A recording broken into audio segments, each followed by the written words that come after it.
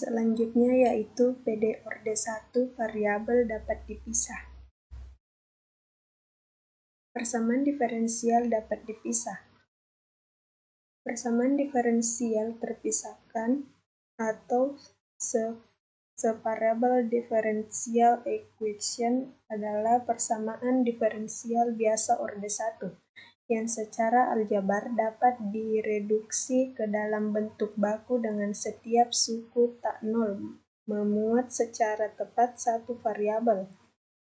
Bentuk umum persamaan diferensial variabel terpisah adalah M dalam kurung X, Y balas kurung dx ditambah N dalam kurung X, Y dy sama dengan 0. Teori pengerjaannya yaitu Mx adalah fungsi X, sedangkan N dalam kurung Y adalah fungsi Y. Jika masing-masing suku tak nolnya dalam bentuk baku hanya memuat satu variabel, dapat diubah menjadi M dalam kurung X dx ditambah N dalam kurung Y dy sama dengan 0. Solusi umumnya yaitu Y sama dengan Fx. Persamaan ini disebut persamaan diferensial dengan variabel terpisah. Dengan melakukan pengintegralan pada setiap ruas persamaan Mx dx ditambah My dy sama dengan 0, maka diperoleh solusi umum, yaitu integral tak tentu Mx dx ditambah integral tak tentu My dy sama dengan C, di mana C sebagai parameter atau konstanta. Konsep variabel terpisah yaitu yang pertama, ubahlah soal ke dalam bentuk umum. Kedua, pisahkan unsur X dan Y. Ketiga, integralkan. Dan keempat, selesaikan secara sistematis hingga solusi umum Y. Selanjutnya yaitu PD orde 1 homogen. Definisinya yaitu suatu persamaan diferensial di mana M, X, Y, dx ditambah N dalam kurung X, Y, dy sama dengan 0. Dikatakan homogen jika M dalam kurung X, Y dan N dalam kurung X, Y adalah homogen berderajat sama, atau dapat dinyatakan dalam bentuk turunan pertama Y terhadap X sama dengan M dalam kurung X, Y per N X, Y. Suatu fungsi f(x, y) dikatakan homogen berderajat 0 jika f dalam kurung lambda x, lambda y sama dengan f x, y. Untuk semua nilai positif dari lambda dengan lambda x, lambda y dalam domain dari f, secara umum f dalam kurung x, y dikatakan homogen berderajat n jika terdapat lambda sedemikian hingga f dalam kurung lambda x, lambda y sama dengan lambda pangkat m nf dalam kurung x, y. Jika f dalam kurung x, y homogen berderajat 0, maka persamaan turunan pertama y terhadap x sama dengan f(x, y). Dinamakan persamaan diferensial biasa homogen orde 1. Metode penyelesaian homogen yaitu kita gunakan substitusi Z sama dengan Y per X atau Z sama dengan X per Y.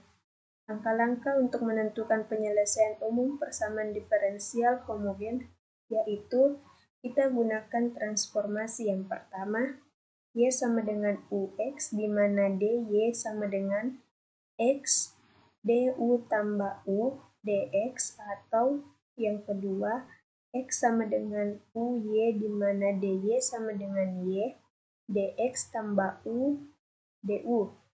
Selanjutnya, persamaan diferensial homogen tereduksi ke persamaan diferensial terpisah. Selanjutnya, gunakan aturan persamaan diferensial terpisah untuk mendapatkan solusi umum persamaan diferensial. Selanjutnya yaitu gantilah U sama dengan Y per X jika menggunakan transformasi Y sama dengan UX dan U sama dengan X per Y jika menggunakan transformasi X sama dengan UY untuk mendapatkan kembali variabel semula. Selanjutnya yaitu PD orde 1 non-homogen. Bentuk umumnya yaitu AX tambah BY tambah C, DX ditambah dalam kurung PX tambah QY tambah R, DY sama dengan 0, di mana A, B, C, P, Q, R merupakan suatu konstanta. Bentuk-bentuk penyelesaian non-homogen. Yang pertama yaitu A per P tidak sama dengan B per Q atau A Q kurang BP tidak sama dengan 0. Tahap penyelesaiannya yaitu tentukan himpunan penyelesaian kurung kurawal X1, Y1 dari sistem persamaan kurung kurawal AX ditambah BY tambah C sama dengan 0. PX tambah QY tambah Q sama dengan 0. Selanjutnya kita substitusikan kurung kurawal X1, Y1 ke X sama dengan U tambah X1, Y sama dengan F tambah Y1. Kemudian kita tentukan X sama dengan U tambah X1. Selanjutnya DX sama dengan DU, di mana Y sama dengan F tambah Y1, di mana DY sama dengan DF. Kemudian kita substitusikan ke soal. Selanjutnya kita selesaikan sesuai jenis PD yang terbentuk.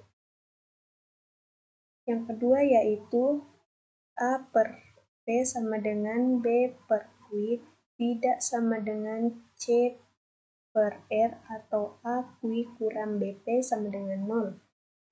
Tahap penyelesaiannya yaitu kita misalkan AX tambah BY sama dengan Z.